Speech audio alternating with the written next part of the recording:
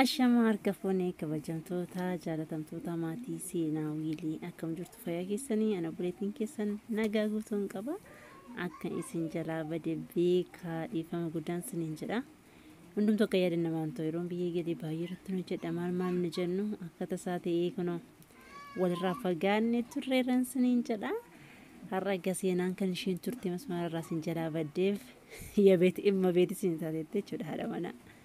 Kanaaf fedhinidha. Har'a wanta yeroo calqabaa hojjedheen isinitti hima jechuudha. Durii haadholii keenya yookaan maazarii keenyatti siidessa malee isaan nutti hin gadhiisan nu jala balleessi jedhu. Yoo ta'eyyuumus kan ibsaatu hin taane isaan kan qoraanidha kan siideffatan jechuudha.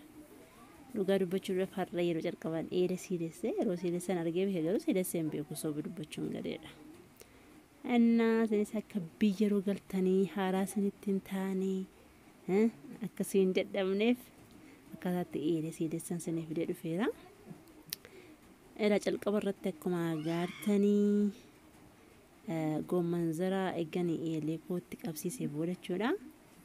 Goommanzara muluu isheettiin baay'isee yaani naqa soorii eeggan baay'isee waliin ga'een naqee booda jechuudha ittiin qadaada jechuudha. Amma goommanzurri sun irratti gubatoota ilaa akkuma argaa jirtanii rakkoo ibsaan qaba dhiifama jechuudha. Goommanzara itti naqee sun hundi isaa agartanii gubatee jira. Ibsaadhaaf hin mul'atu dhugaa dubbachuudhaaf dhiifama gara galgalaadha kan wanta kana hojjedhe. Anna kun abbaa manaa kooma dhufee moobaayilii biranaa ibseera. Agartanii goommanzaan itti naqee kuni akka kanaatti gubateera isaan. Carqii qabdan mirra libsisaa ta'uu gaabiis naxalaasii baay'ee furdifattan harka keessan akka isin hin gubnetti dibbiin gootanii assastu jechuudha yookaan ni rigdu.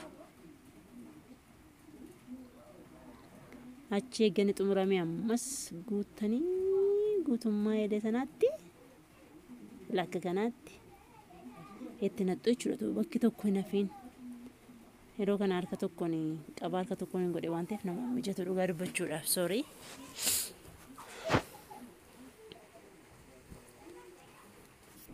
Akka kanaatti eeggan itti naqee booddee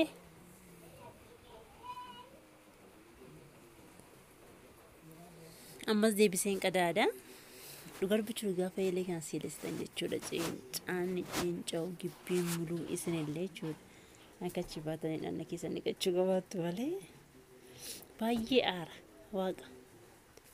Innaa ammas akkuma kanaatti eeggi goommanzarri koo irratti gubatee booddee baay'ee tokkoon aansasaa nan rigaa jechuudha.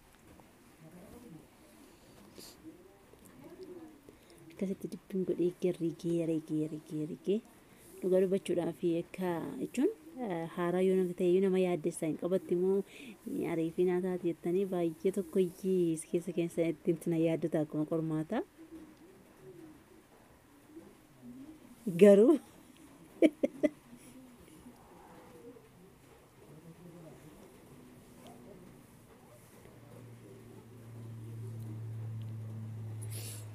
dhugaa dubbachuudhaaf gidduutti dhiifama siniin jira.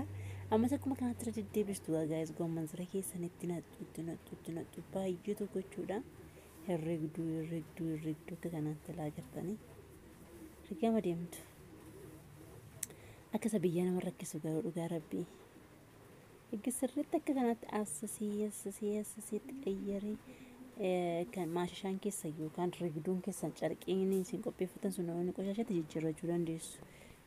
Akkidda immoo qoshashata ammas goommanzarri gubataadha waan ta'eef eeleen koo amma diimtuudha gara bunniitti jijjiirama jechuudha.